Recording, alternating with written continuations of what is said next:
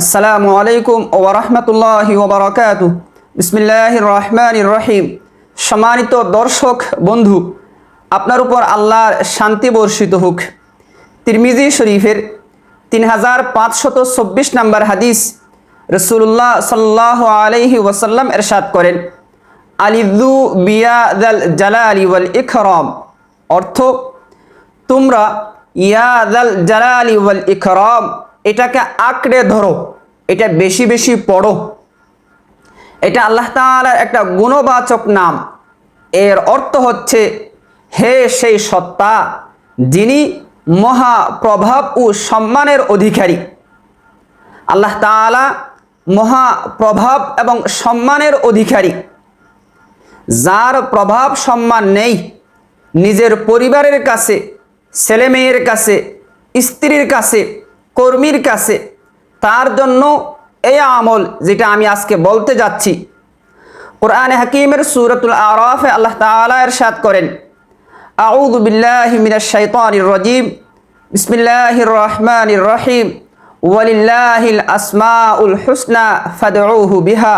আল্লাহ বলেন, আল্লাহর সুন্দর সুন্দর নাম রয়েছে, তোমরা আল্লাহ তাআলাকে সেই নামে ডাকো।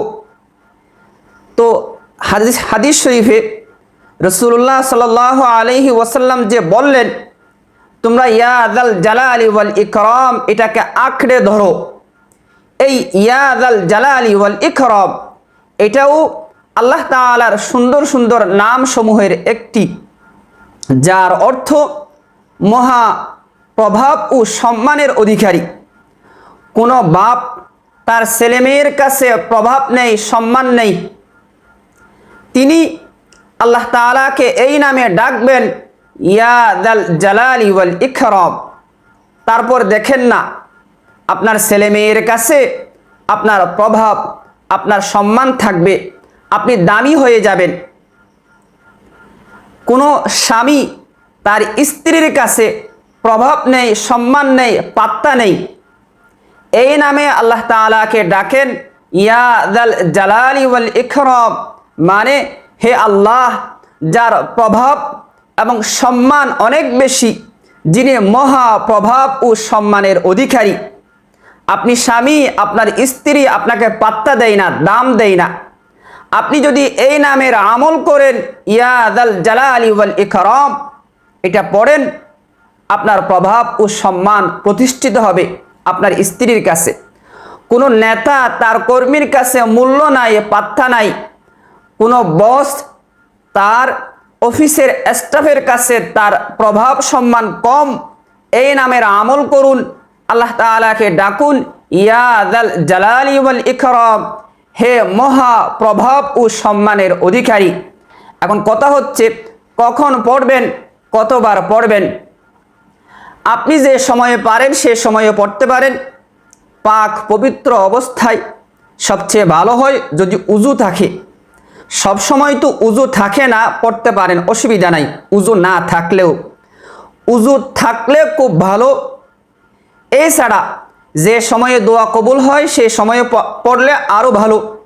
যেমন আপনি মসজিদে গেলেন, নামাজ পড়বেন, আজান হয়ে গেছে, এখনও জামাত অনুষ্ঠিত হয় নাই, আপনি জামাতের জন্য অপেক্ষা করছেন, সুন্নত পড়ে ফেলছেন অথবা সুন্নত পড়েন নাই, জামাত হবে আর 2-1 মিনিট বাকি, আপনি অপেক্ষা করছেন। রাসূলুল্লাহর হাদিস, লা ইউরাদ্দুদ দুআ বাইনাল আযানি ওয়াল ইকামা, আজান আর ইকামতের মাঝখানে দোয়া করা হলে সেটা ফেরত হয় না। ওই টাইমে আপনি আল্লাহ তাআলাকে এই নামে ডাকেন, আজান আর ইকামতের মাঝখানে। আজানের পরেই তো আপনি মসজিদে গেলেন, ইকামত হবে, আপনি অপেক্ষা করছেন। এই টাইমে বলুন, ইয়াদাল জালালি ওয়াল ইকরাম, হে মহা প্রভাব ও সম্মানের অধিকারী। কয়বার পড়বেন? একবার পড়লেও হয়, আন্তরিকভাবে। এখানে কয়বার সেটা বড় কথা না, কতটা একনিষ্ঠভাবে আন্তরিকভাবে আপনি পড়লেন সেটাই এখানে বড় কথা। আপনি আল্লাহ তাআলাকে এই সময়ে হোক, আজান আর ইকামতের মাঝখানে হোক, অথবা অন্য সময়ে, অথবা নামাজ পড়ার পরে, যে কোনো সময়ে, যে সময়টা আপনার জন্য পারফেক্ট, আপনি আন্তরিকভাবে বলুন, ইয়া যাল জালালি ওয়াল ইকরাম একবার বলেন, অথবা 3 বার বা 5 বার বলেন। পারলে ইয়া যাল জালালি ওয়াল ইকরাম এটা বলার আগে দরুদ শরীফ পড়েন, কমপক্ষে একবার পড়েন। সময় থাকলে আরো বেশি পড়েন, 2-3 বার পড়েন।